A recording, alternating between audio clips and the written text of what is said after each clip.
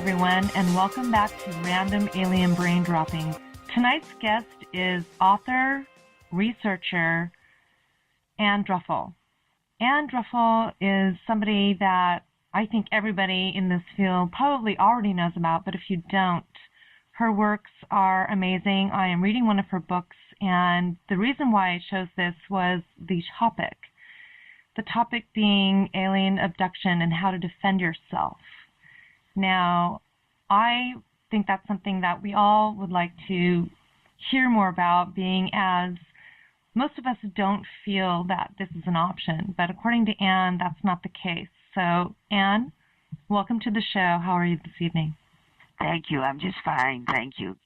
Great. So, I'm really thrilled to have you here tonight and so interested in hearing your history, your story. I mean, you've been doing this for years based on what I've read about you, and you're probably one of the only people I've known who's been doing this research for as long as you have. So that really leads me to believe that this is something that has been going on most of your life, and possibly as a small child. Is that true? Well, I was a school kid in 1945, and I was coming home on the bus, and I saw in the northeast a bright object which was about 2 to 3 times the size of a daytime Venus. This was broad daylight, and I couldn't figure out what it was. And I got off the bus and I walked backward to my home looking at the thing, and I went and got my mother inside the house.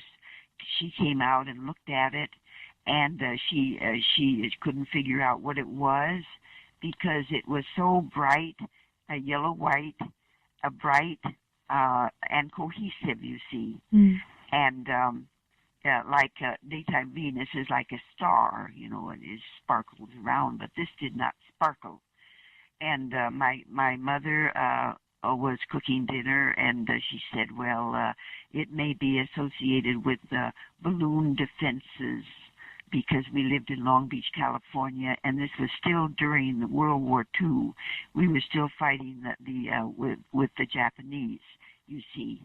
And I knew that there were no balloon defenses in Long Beach, California, but I didn't argue with my mother because she was a person nobody argued with, if you know what I mean.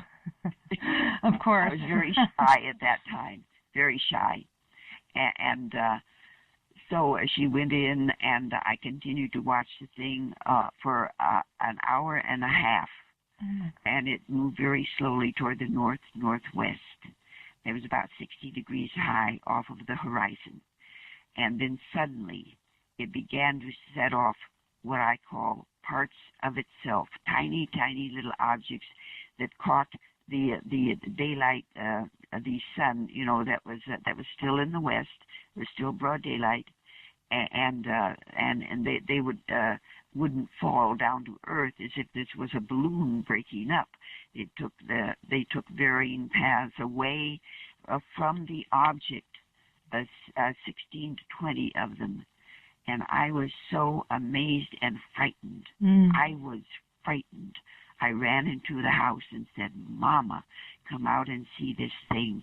It's acting as if gravity isn't working right on it. You know, I didn't know how to explain it otherwise. She wouldn't come out. She was cooking dinner. It was 5:30 at night at that time. And this was in either June or July 1945. Wow. And it was still broad daylight. And so I was so frightened at what I had seen, which was something I never saw before in my life, that I couldn't even go out and watch it again. And I listened to the radio. We didn't have TV at that time. The radio, and I read part of the newspapers trying to find out if something had been reported about this, but nothing. Wow. And so for years and years, it was just a mystery to me until Donald E. Kehoe wrote the first books about UFO research, the first objective books about UFO research. And so I joined NICAP, which was his organization, National Investigations Committee on Aerial Phenomena, which was, it became worldwide. And I became an investigator on UFOs because I finally figured out, well, maybe what I had seen in 1945 was a UFO. Well, it makes sense to early me. UFO, but nobody talked about UFOs then until 1947 when Kenneth Arnold made his report of what he had seen. So that's interesting because I recently was thinking again about the event that happened in Culver City back in the same amount of, I think it was, if I'm not incorrect, wasn't that in 1942? Yeah, right after the beginning of World War II. That is correct. Yes. So again, it seems like that was now that was reported. So I'm very interested that something that happened back around the same time wasn't reported, whereas the Battle of Los Angeles that happened over Culver City was in the paper and there were numerous reports. So I wonder why that was. Well, you see, it wasn't only over Los Angeles. It over Culver City, which is nearby Los Angeles, but it traveled south and came over Long Beach. That's what I thought. Where we were living. And I was a kid, and my mother shoved me under the table because the alarms went off. In other words, this was during the war, the beginning of the war, and we had alarms which went off, and we had blackouts, and so I was shoved under the table in case something up in the sky was going to bomb us, because we had cannon, a huge cannon in nearby Signal Hill, which was about 1.5 miles north of our home in Long Beach, California, and we heard those cannon roar for about 1.5 hours, and I was just so frightened that I just clung to the leg of the table and I didn't know what to do. My sister Teresa, who was 2 years older than I was a little bit less shy, and she'd get from under the table and go out and, with my dad and mom and see what was happening. But they'd shove her back, But I clung to that table for 1.5 hours, and then finally the cannon stopped, and the blackout, was ended, and my mother tried to pull me out from under the table. I was still clinging to the leg of the table, and she finally realized that the only way she could get me out was to give me my first glass of wine. And she brought a half a glass of wine and said, "Drink this, Ann. Everything's all right." My name was Anna at that time. "Drink this, Anna. Everything's all right. The cannon has stopped. The thing that was in the sky is gone." And so I drank, a little bit of the wine, and somehow it relieved my fear and my anxiety, whatever it was. I've never experienced anything like that in my life, and never since. Wow. But I was able to come out from under the table and go to bed. Wow, that's really interesting. The whole scenario that is so colorful. I mean, I picture myself being there because I lived in Pasadena, California in the 60s.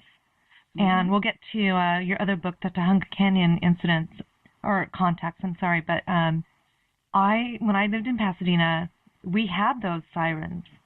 And I heard them every Saturday. And they would just go off at random. And they were the air raid sirens that...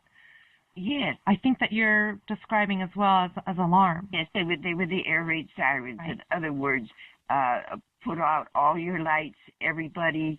There's an apparent attack coming from Japan. Mm-hmm. Is what they thought it was. that they saw these objects high in the sky, and in Los Angeles, Culver City, Long Beach, they were shooting at them, but none of the shots from these huge cannon that we had would reach the objects. I mean, they would go straight toward them and then be somehow pushed away. Mm-hmm. Whatever it was, which we came to think that it possibly was a UFO, right? Scouting out the Earth because the war, was still on. Mm-hmm. The war had just begun. Yes. Yes. But nobody was ever able to prove that they were UFOs. But they certainly weren't ships or planes from Japan, right? Intending to bomb us. Right, or they would have. Harm to us. They did no harm to us except frighten us out of our wits. Right, to see what we would do, maybe to see just how much how much power we had in destroying something, of that size, which obviously we did not. Very possible, yes. And my mother's from Denmark, and when we heard those air raid sirens in the 60s, she was in Denmark during the war and heard those sirens on a regular basis, obviously, when she was a child. So coming to America and then having to go through that all over again, just as a precautionary measure, these went off. Oh, my word. Yes, so she would grab us, but nothing was going on, but it was still that innate fear that was set inside of her as a child, that you went through. For example, if you heard that again now, it would probably bring that same memory. Well, I'm sure it would. I never lost the memory. No, of course not, and you never will. Uh-huh. So I also wanted to talking about that area, and being as you lived very near Wright area to Pasadena, California, in Tujunga Canyon or thereabouts, and you wrote a book about a situation, and it was called The Tujunga Canyon Contacts. And that book was brought to my attention by someone else. He was actually very impressed with those incidents because it had to do with the alien abduction scenario. And could you tell us a little bit about that book and why you decided to write about it? I had joined the UFO research field in 1957, and up until around 1972, the cases that we investigated were all cases of things seen in the sky, or maybe landed on the Earth, but not with any creatures coming out to enter our homes. It was all physical UFO reports. And we investigated those from 1957, and then in 1972, suddenly the field changed, and we began to get reports of abductions from creatures which were assumed to be from UFOs, who were harassing human beings in their own homes and actually taking them up into their ships and harassing them even more aboard the ships. In other words, abductions. And we all accepted abductions as, a part of the physical UFO research field, and we studied them. And in around 1975, I got 5 cases of abductees from Tujunga Canyon, which was, I was living in Los Angeles at that time, and Tujunga Canyon was about, I should say maybe 8 miles northeast of where I lived in Los Angeles, and it was a very, very a private place.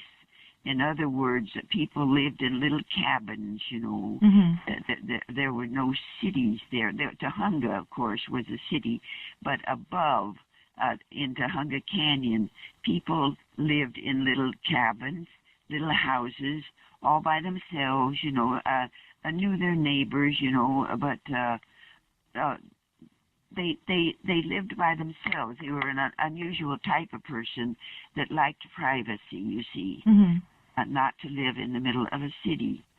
And so 5 cases of abductees came to my attention from Tujunga Canyon, and I studied them for maybe about 5, 6, 7 years. Wow. And they were remarkable, 5 young women, and wonderful people, just, honest, productive individuals. And you had to believe what they were saying, even though what they were describing were abductions or entry of UFO beings into their home and abducting them in their own homes, or taking them up into what they perceived as ships. So this was the first book that I was privileged to write in the field, the first book I was privileged to write ever. And a parapsychologist called D. Scott Rogo, who was a remarkable researcher and had written about 20 books himself, contacted me and said, would you like to co-author with me a book about the Tujunga Canyon contacts? And I said, sure. So we wrote the book. That's great. And but during the writing of the book, it was apparent that 3 of the 5 young women described the fact that they were able to fend off or resist the creatures and get them to go away and not bother them anymore. And this, to me, by 1989, the Tujunga Canyon was first, Tujunga Canyon Contacts was first published in 1980 by a prominent New York publisher. And then by 1989, I had become very, very curious about the 3 young women who were able to fend off the creatures. And I began to think, maybe these creatures are not purely physical. If young women can fend them off, tell them to go away, jump out of their beds and, hit them, and right. things like that, and have them disappear through the wall, I began to wonder, perhaps abductions was a different phenomenon than physical UFO sightings and the perceptions of physical UFO beings from physical UFO craft, you see. And I began to study. I studied for 5 to 6 years and found out that down through the millennia, in every culture in the entire world, there have been harassing interdimensional creatures that contact human beings in altered states of consciousness, mostly dreams, not dreams, mostly in sleep, in an altered state of consciousness that we quite don't understand yet. But it's not dreams, it's not hallucinations, it's an altered state of consciousness in which real events happen, but in an interdimensional form, you see. And so by 1998, I wrote How to Defend Yourself Against Alien Abduction, because by that time, I had 71 abductees who were able to fend off the creatures. Wow. And I perceived that about 20 to 25% of my entire base of hundreds of abduction cases were able to fend off the creatures and get them to go away, you see. So this is what inspired me to write How to Defend Yourself Against Alien Abduction. Well, that's interesting. And again, like I said before, I had never heard of that before. And, I myself am an experiencer and have been since I was a child. And I start thinking about being a child, and obviously when you're that young, we don't really have the skills or the mindset to do that. And so we're almost, as children, willing participants in this situation, in this experience. Yes. But as we get older, I think that we obviously acquire the skills needed to, recognize when something is a threat, per se. I think children are a lot more curious, and they might be a little bit more inviting for a being to occupy our personal space. Not necessarily a physical being, but like you're saying, like even a conscious being. What do you think about that? Well, I think you're very true. You're very real, because children do not have the ability to fight off creatures. But some children who have had these experiences are able to tell their parents what's going on. A lot of them don't tell their parents, because they don't know how to express it. But the ones that do tell their parents, the parents can help fend off the creatures.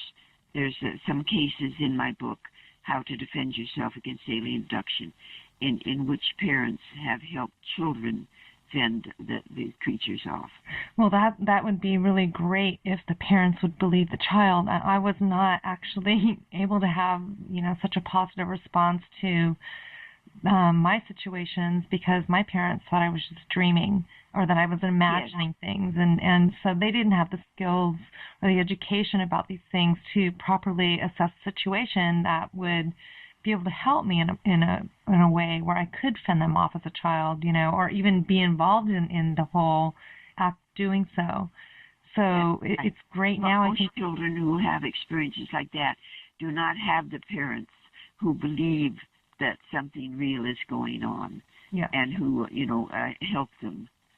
Yeah, so maybe now this is why we need to educate those out there who might be listening to this show, that if they do have a child that does come to them with these stories that seem so crazy, or having these elaborate dreams, maybe to listen to them a little bit harder, and maybe take it for what it's worth and say, hey, maybe something really is happening.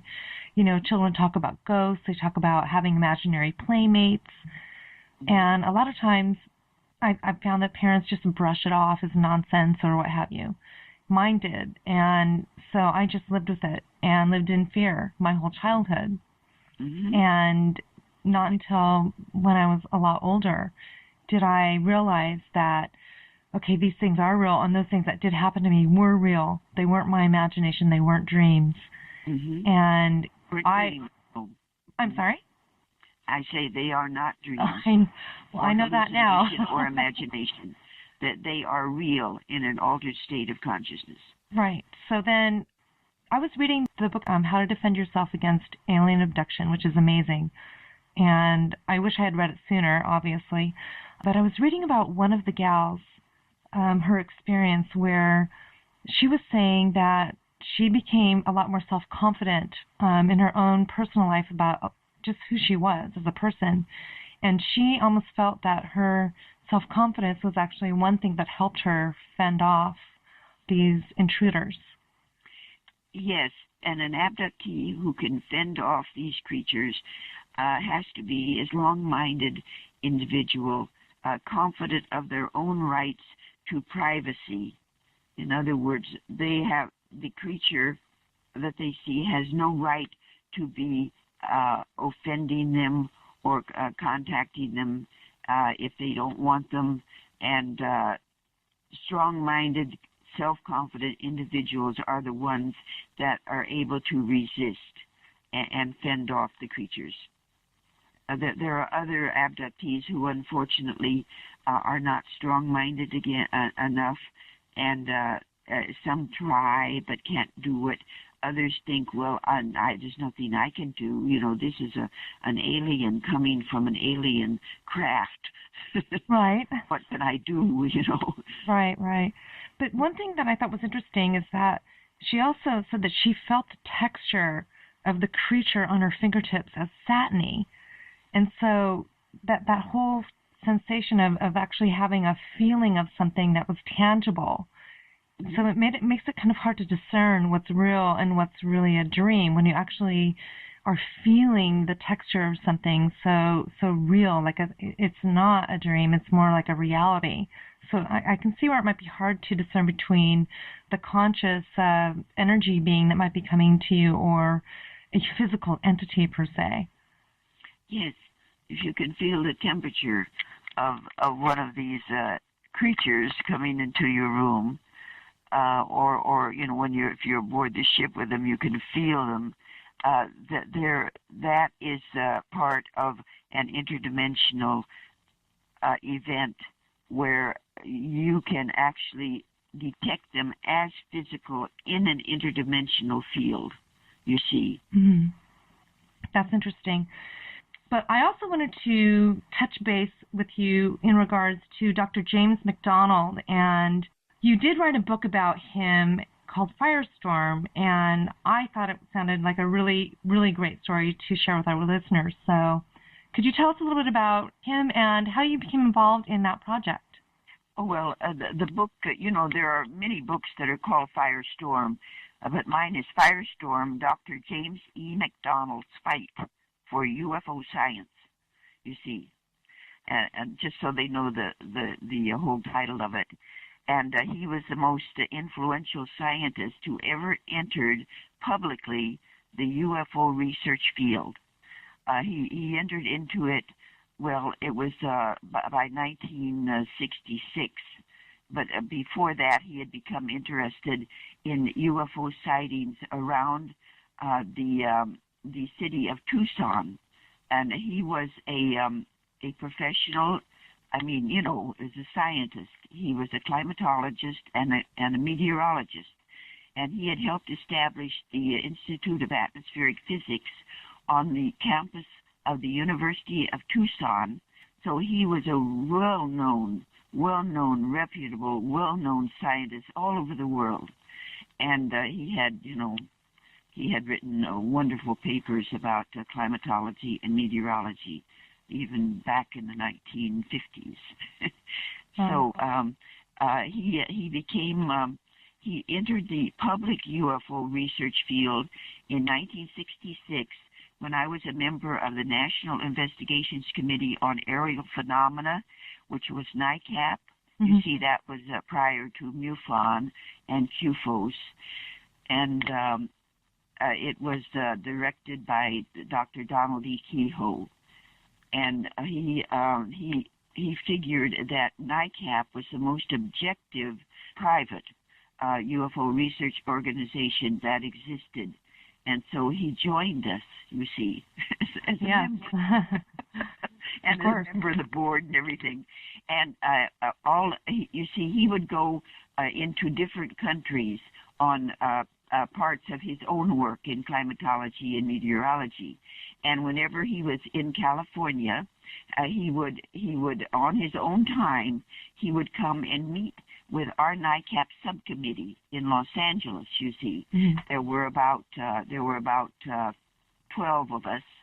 But whenever he came to one of our meetings, we called it a party, and it was a grand event, because we would have more than 30 people, including about 12 scientists who were very, very secretly involved in UFO research with NICAP, and with us. Wow. And so that's how I met him. And I was just about the youngest member of the NICAP subcommittee, and I was awed at this man. And I would sit there, and say nothing, and the scientists would be asking questions, and the older people in the NICAP group would be asking questions, and I would be there, just listening.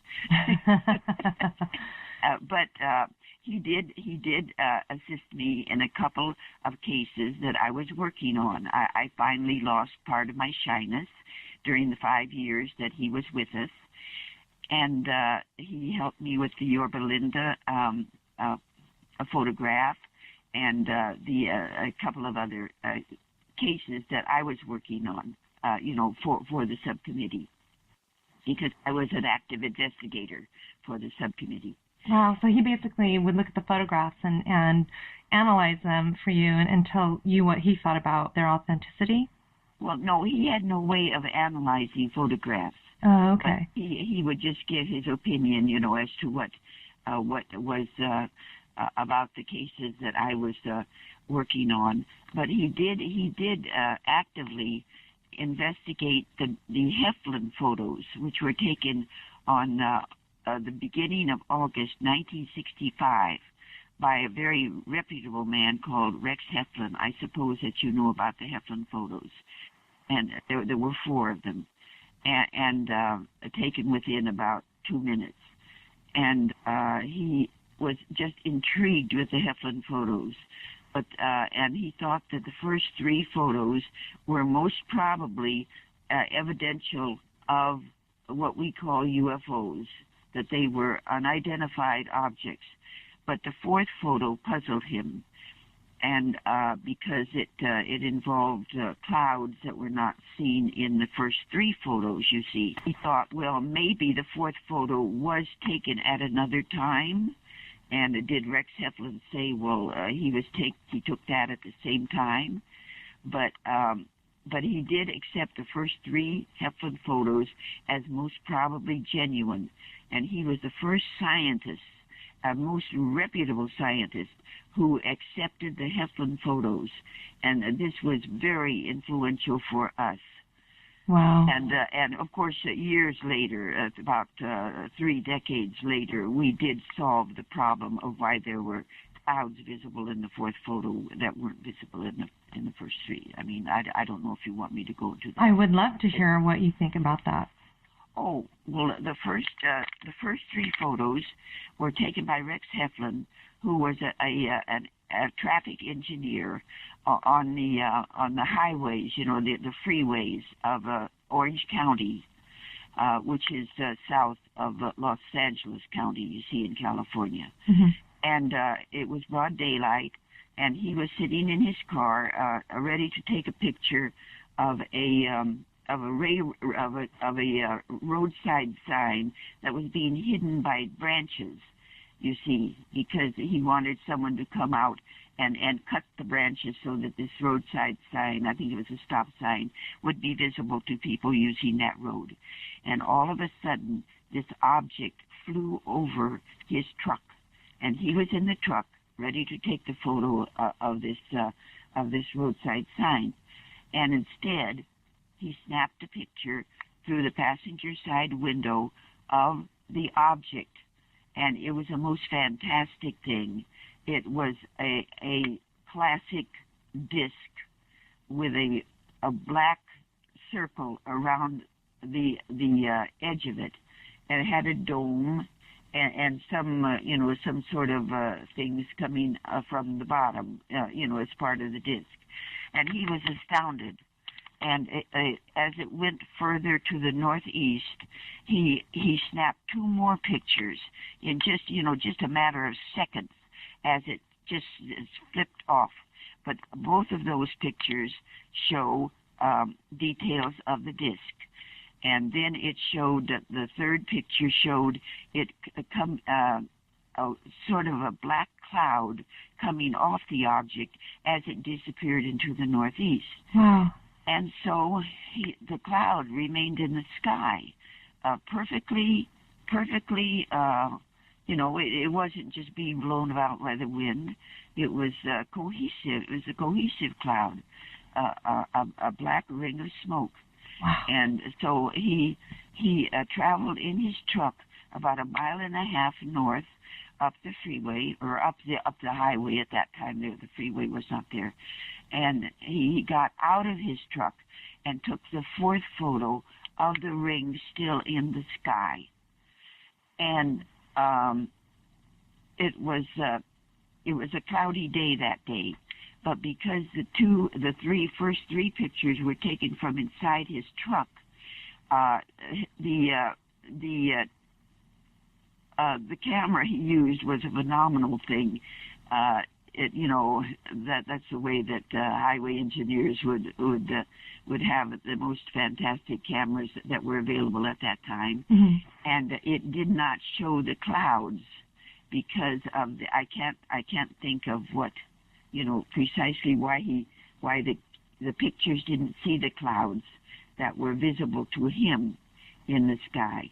But then when he got out of his truck and took the fourth photo, within two minutes of the first photo, that the clouds showed in the sky because of the fact that he was no longer in his truck using this camera. Mm-hmm. So I've written articles about that, and it's part of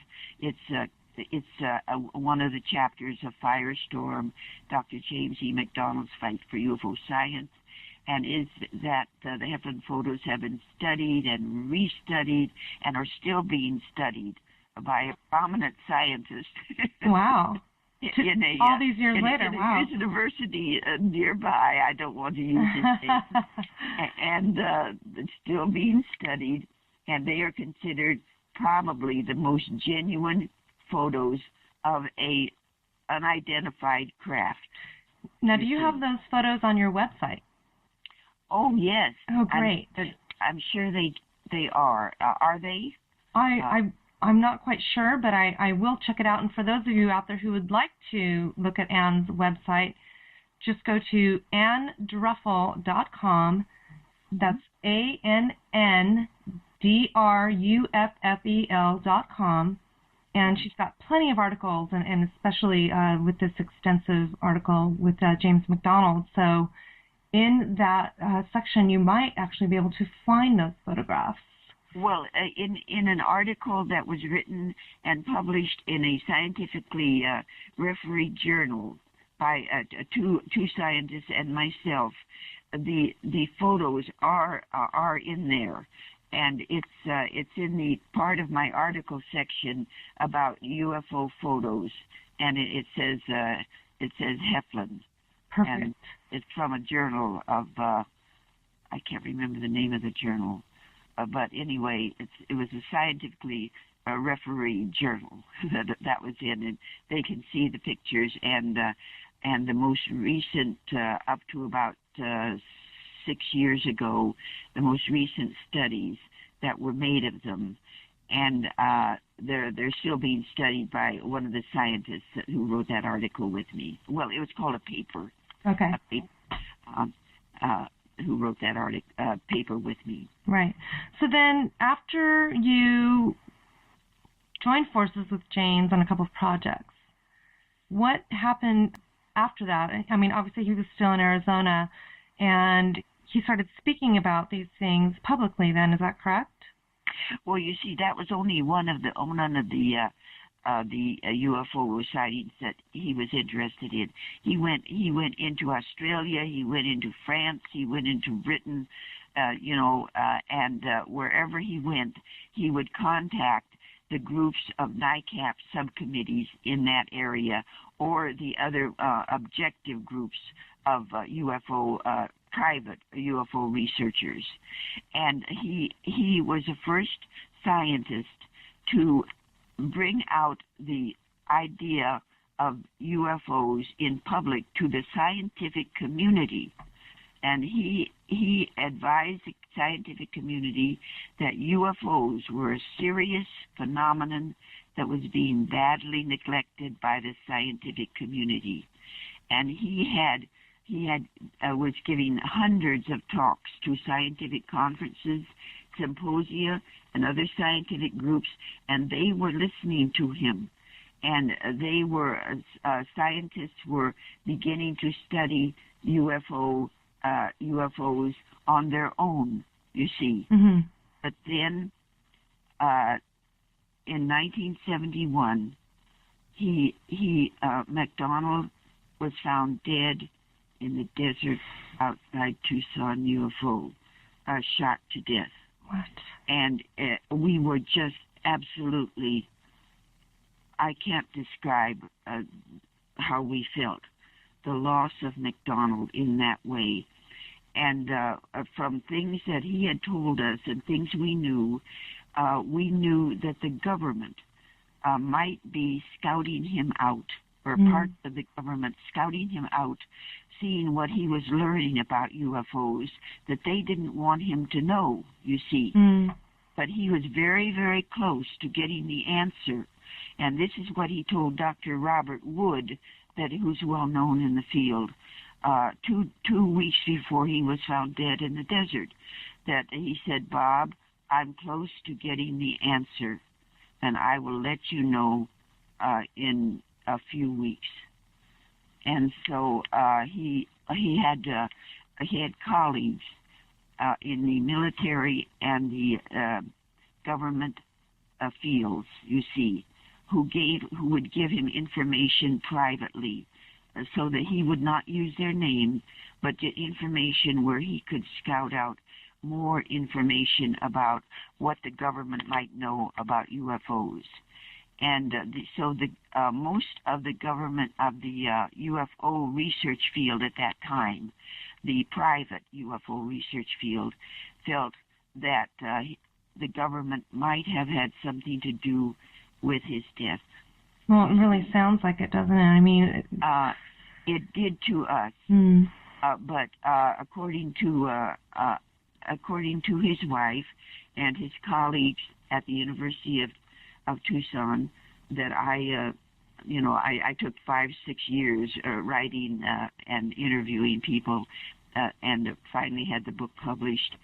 They felt that he was in a simple depression caused by family problems. And so I put both hypotheses in the book because I respect Betsy McDonald, his widow, so much.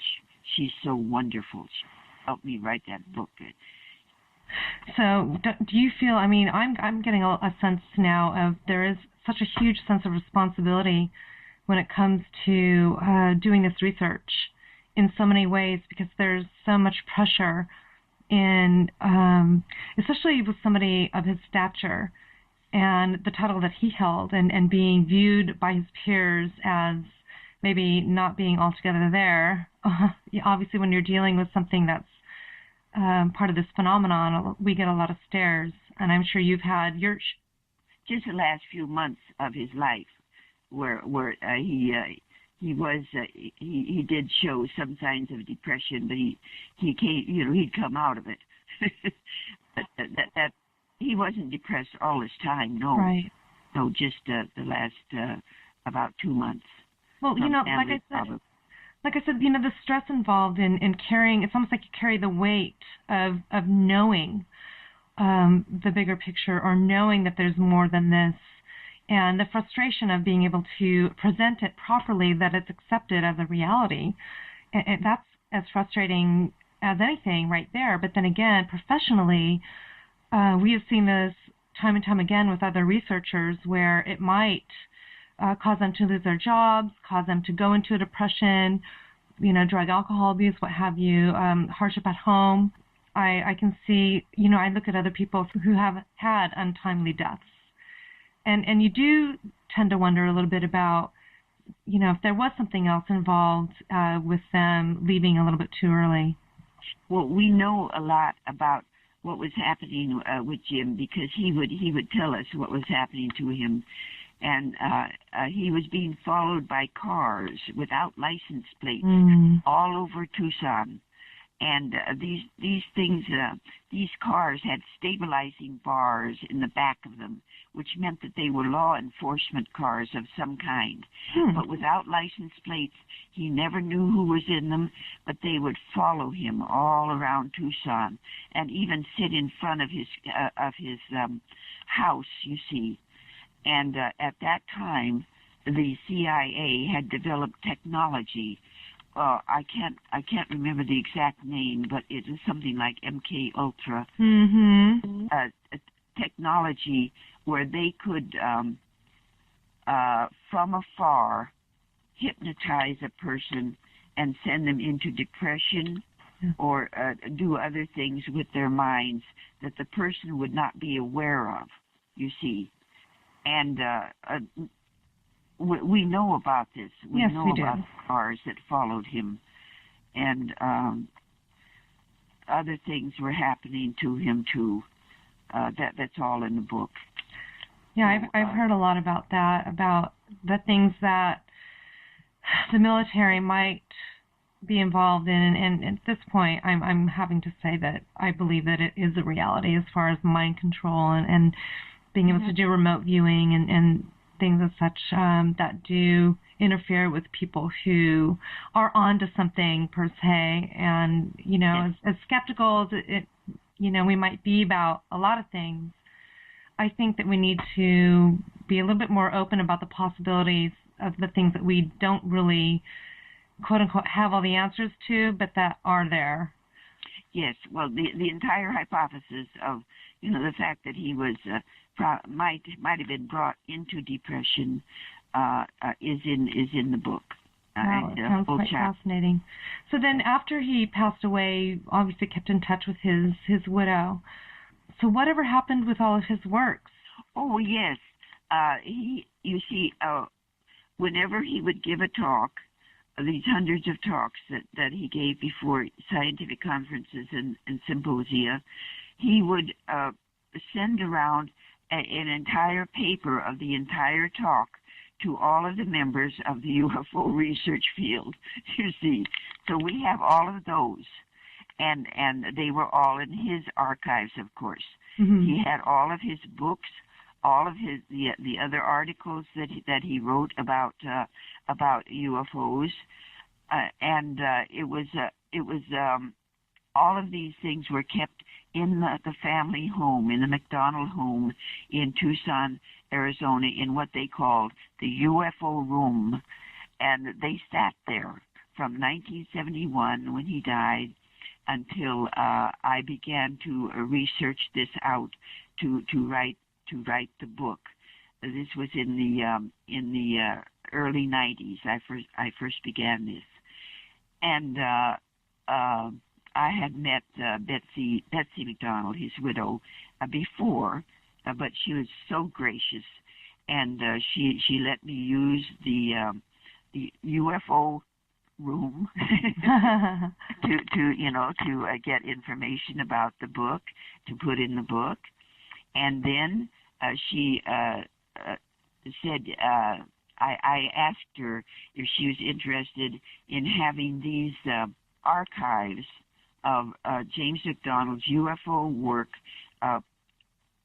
put into the University of Arizona library. Oh, wow. You see, all of the work he'd done in climatology and meteorology for, I think, 30 years was in the archives of the University of Arizona, but in the scientific archives. But they would not take the UFO archives because they did not consider them scientific. Oh, wow. And so I have a grant from the Fund for UFO Research, and we got all of his archives into what they call the Special Collections section of the University of Arizona at Tucson, in the Personal Collections section of the library there. And they are available to anyone who wants to come and read them or, copy them. And we're trying to get them online. But right now the university is still saying, well, no, we can't do them online so that they're, available to the public at large. The public has to come and read them there. But people in the UFO research field are going and studying and writing things about McDonald now. Well, at least you had the opportunity to write this book, Firestorm, about his works and his life. And I think that you were telling me that you wrote a screenplay about it as well. Yes, I wrote a screenplay. I was writing screenplays before I started writing books in 1980. Oh, wow. And I had written 7 screenplays and sold one, which was never produced. Oh, no. I got paid for it, Right. And then I had the other ones, and one of them was about McDonald. And then in 1992, I took out the screenplay that I had written about McDonald and redid it in other words, so that it now is almost precisely what the Firestorm book is like. Oh, great. it's like a docudrama, except there's slight hypotheses, at the end as to how he died. And I have a major producer interested in it, but this major producer is working on another UFO documentary now, and he hasn't yet gotten around to, for the production of the screenplay. As of so yet. What I need is a screenplay agent. Yes, you do. That I had a long time ago. He retired, you see. So if anybody out there knows a screenplay agent, I would be most happy to. And how could they get in touch with you? Would they be able to do that on your website? Of course. I'd also want to touch base with you in regards to all the other books that you've written, which I think is really interesting. They're all so different, but it's in a great way, because it's interesting to me that a lot of people who are really interested in this subject have also delved into other areas of the phenomenon, psychic awareness, past lives.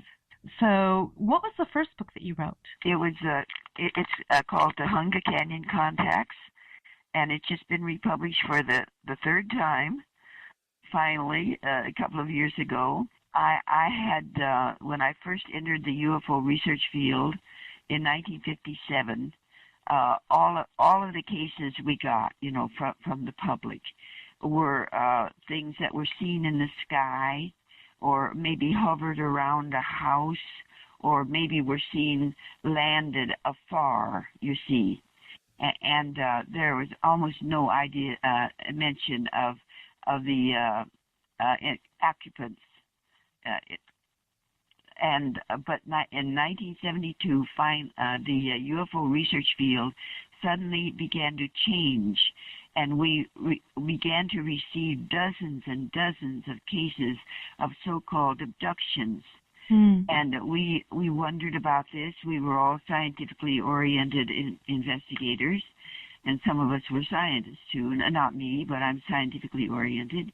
And we wondered about this, but the people who were reporting these so-called abductions by what they call physical aliens from physical UFOs, they were honest, productive individuals, you see, and that we accepted these cases like the cases of the craft seen in the sky, you see. Right. So by 1972, this is when this phenomenon seemed to change in the UFO research field, although we still, had the cases of the ones seen in the sky. But there were 5 cases that came to my attention, and I was, given the authority to investigate them into Hunga Canyon, which is a few miles northeast of Los Angeles itself, and it's in the mountains. It's an isolated region where people live in small cabins and houses, and they're the kind of people that just don't want to live in a city and be surrounded by other people. You know what I mean? Yes, I do. And in fact, Yes. I used to live in Laurel Canyon, which is very similar to that kind of community where people seem to separate themselves from the larger cities and just have a little bit more of a sanctuary.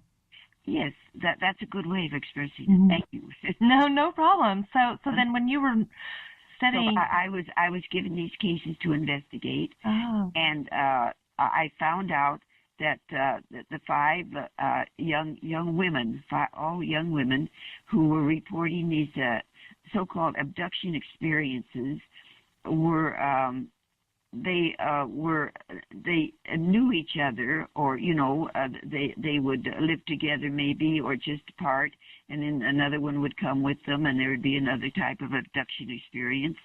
But they all occurred around this Hunga Canyon area. But as I studied and talked to them at length for 5 or 6 years,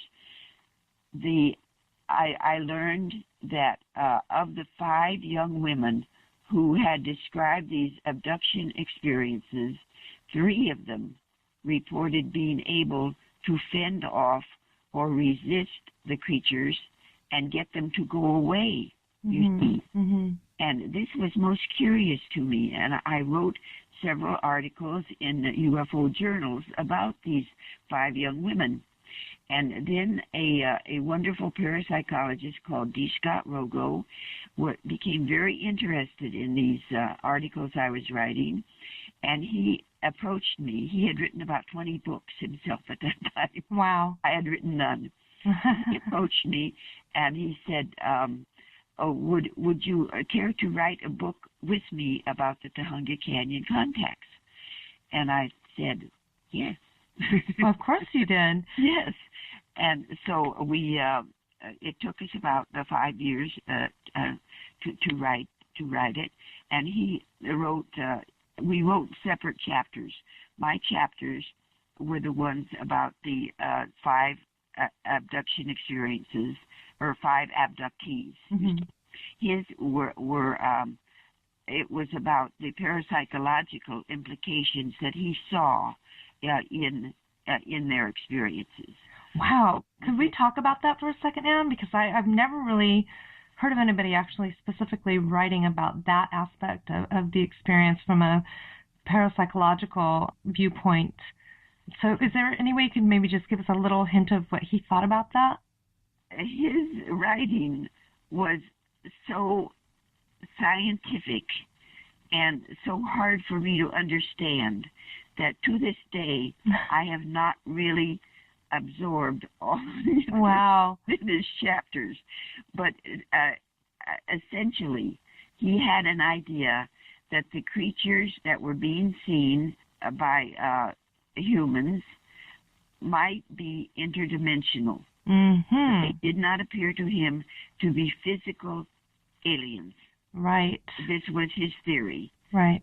And it was an interesting theory, which later I grew to accept myself after studying the case, other cases for 5 more years and writing How to Defend Yourself Against Alien Abduction, which was published in 1998, and it was based on basically on the 5 young women experiences in Tujunga Canyon, especially the 3 who were able to fend off and resist the creatures.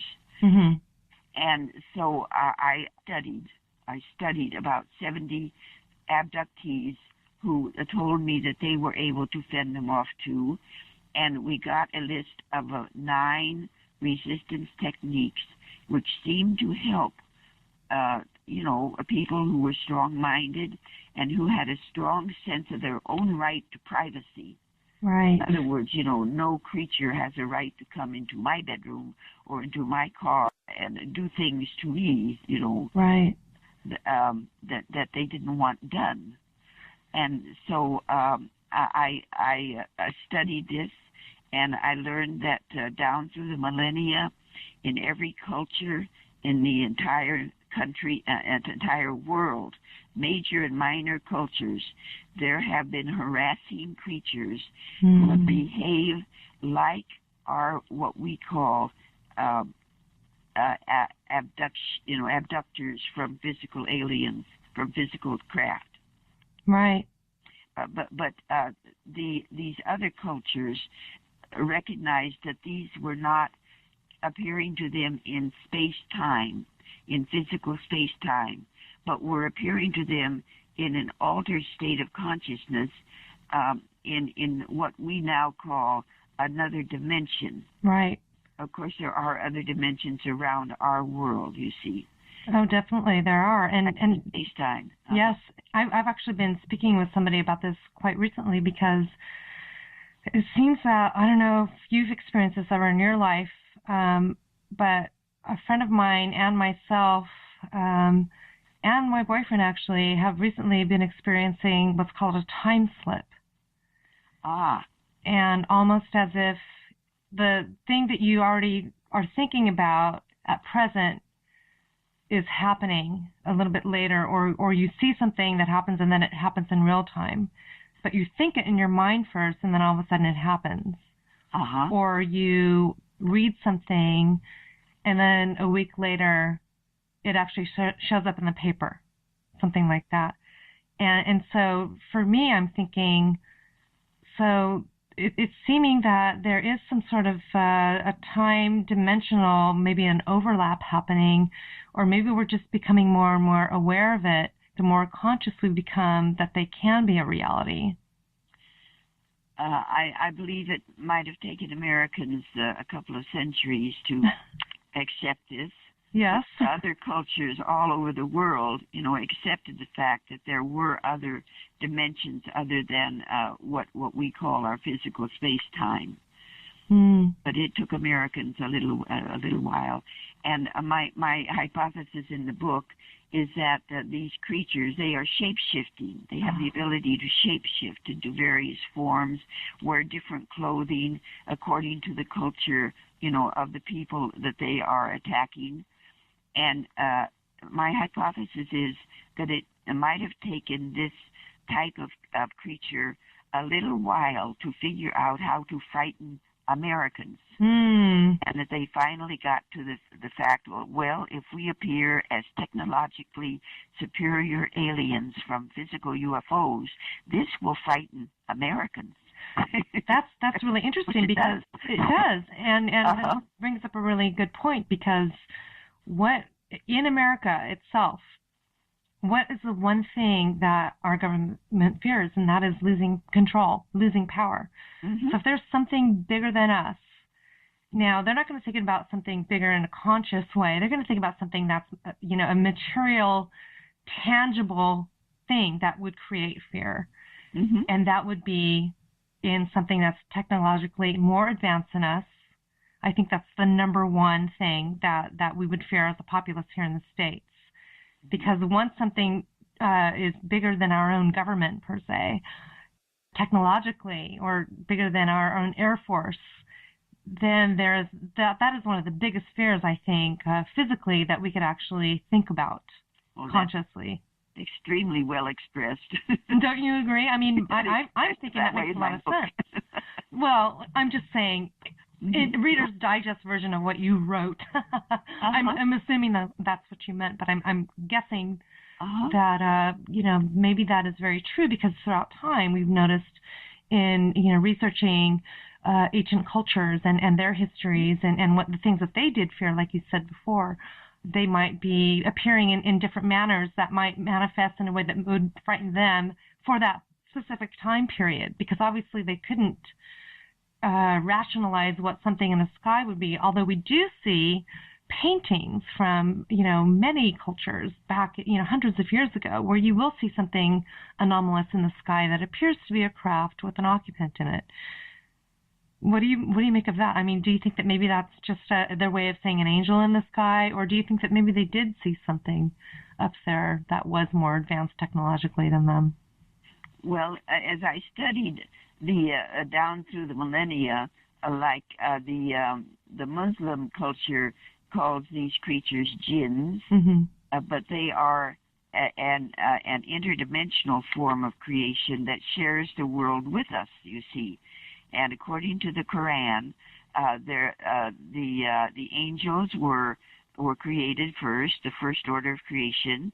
The humans were invented third, the third order of creation. But in between the angels and the humans, the jinns, so-called jinns or al-jinn, were created interdimensionally and given our earth to live on, according to the Quran. But in other dimensions around and under the earth, you see, not in our physical space-time. Wow. But they share the world with us, according to the Quran and according to all the other cultures that I studied. So they're called different names by different cultures, like the Malaysians call them Boonians, and the Europeans call them the old hags. Newfoundland calls them the old hag syndrome, and in various European countries call them incubi. And Succubae, Mm-hmm. male and female. Mm-hmm. We're all quite aware of what those are. Uh-huh. And so many, all of the tribes of North America have described these creatures too, giving them different names, and so they most likely do exist. I'm sure they do exist. So what do you think they're here for? I mean, what is their purpose? Well, you see, we can only hypothesize, but if you the Quran is the only book that describes how they were created and why and where God permitted them to live, you see. And so we have to accept the fact that the earth, certain dimensions of the earth were given to them to live in, you see. Mm-hmm. But my own speculation, this is speculation, when the humans were invented and given the physical space-time to live in, perhaps the jinns, if you want to call them that, or whatever name you want to call them, perhaps they were jealous of humans, right, and they didn't want us here, and that's why they started to harass us. This is mere speculation, but like you, I wonder, why that they harass. But, well, that could be very well. I mean, obviously, it seems almost as though they're I don't want to say banished into another dimension. That maybe they are a little bit jealous of the things that we do experience here, maybe in a physical sense, and maybe that's why they appear to us to harass us and make us as uncomfortable in our own space as possible. Mm-hmm. Now, do you think when I'm hearing you talk about this, the one thing that keeps popping up in the back of my mind is almost like poltergeist? To me, I've studied a lot about ghosts and things, but I'm not an expert on that. A poltergeist to me would be different from what we call abductors, mm-hmm. Right, or whatever you want to call them. It's different. A poltergeist, to me, it's possibly related to ghosts, mm-hmm. Which are to me are the souls of human beings who have not been able to zip into the alternate world, which we call heaven. Right. And they're stuck on Earth for some reason. Definitely. I think, well, for myself, it's hard because I've had both in my life. So sometimes it's really hard to distinguish between the two. So, yes, it's been a very interesting life so far. Ghosts and poltergeists. Yes. And the gray, many different types of beings as well. So for me, having all these appearances, sometimes it's really hard to distinguish between the different realities of where they're coming from, what dimension they're appearing from, why they're appearing in my reality at this time. I've had dead relatives and I've had friends who'd passed away come and say goodbye. Yes, and then I've had the abduction scenario when I was a child, up through them visiting me up until even 2 years ago. And then I've had other beings. I've had a mantis being appear to me. I've had 3 little blue beings appear to me. And then I've also had a female presence come to me one night, which was probably the most benevolent experience that I've ever experienced in my abductions my whole life. Because it wasn't an abduction, it was more of a direct visitation, and I was given a direct message that was a very very direct and very specific, but very uplifting and loving message. So yeah, I've had quite a few different scenarios happen, and it is hard to try and keep your head together to think that you are sane.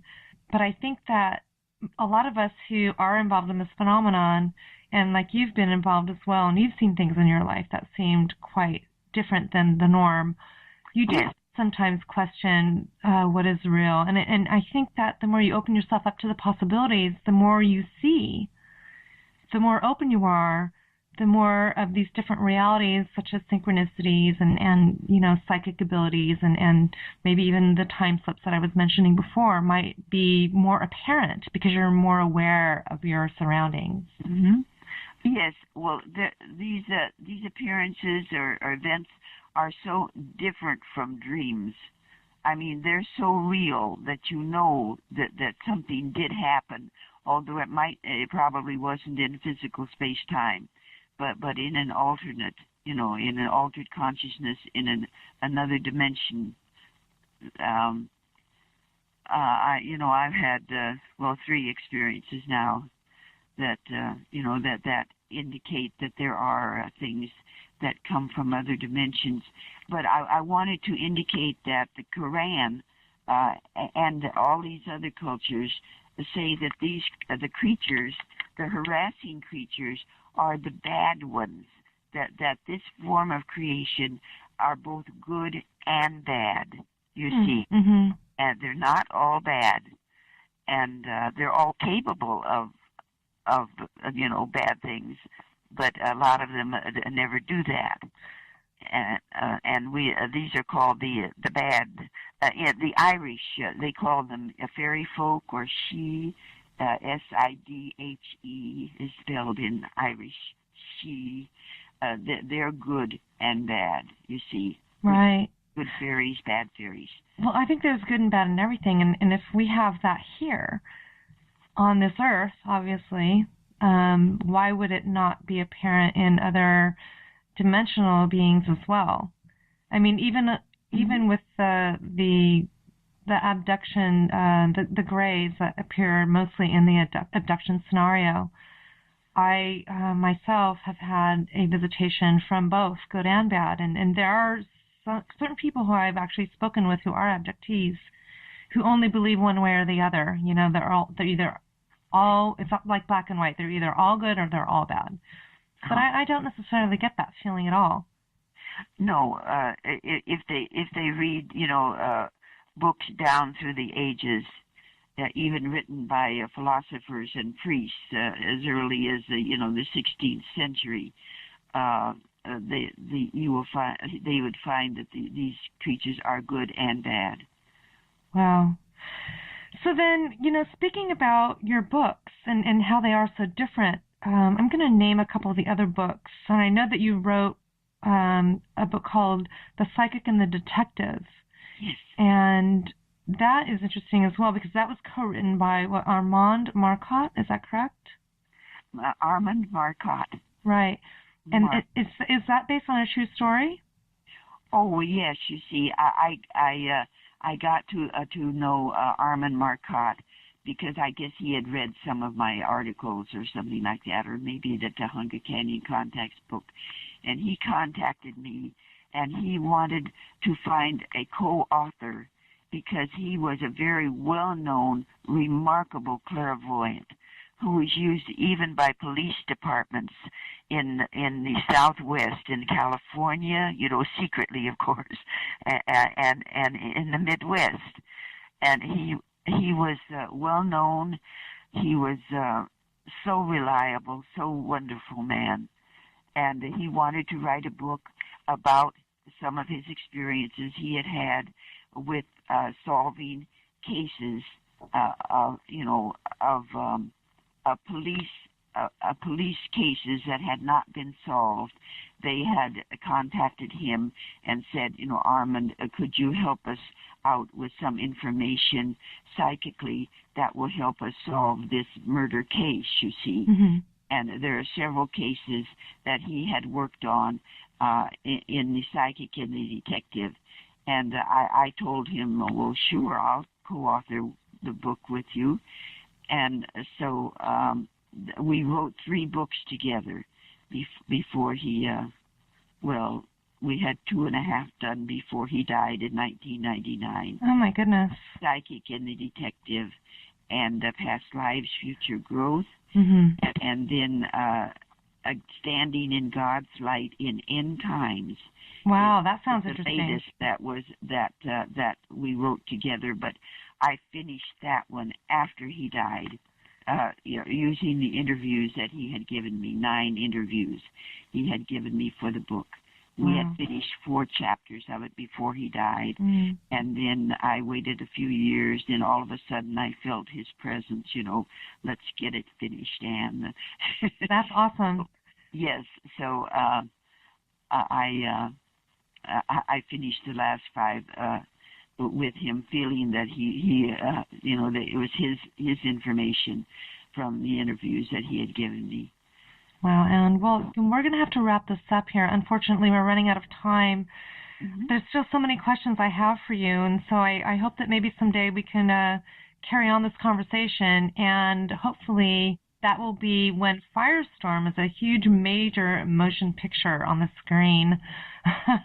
So maybe this will be a conduit for you of sorts to get this out there that you are looking for a screenplay agent. A screenplay agent who might help me sell some of my other screenplays that I wrote in the 1970s, you see. And they're good. I would love to read them. Oh. Send them on over. Oh, well, all right. So thank you for joining us. And if you would like to get in touch with me, and if you have any questions for me, you may contact me at abducteeawareness@gmail.com or visit my blog at abducteeawareness.blogspot.com. Ann Druffel's contact information is anndruffel.com. That's ANNDRUFFEL.com. So if you'd like to contact her, do that there. Read her books. If you need any help defending yourself against alien abduction, I highly recommend that book. I thought that was very interesting. Or if you have any questions for her, please contact her directly. Thank you again, Ann, and have a good night. See you next month at Random Alien Brain Dropping. Thank you, Suzanne. Thank you, Ann. I love that name, Brain Dropping. Do you like that?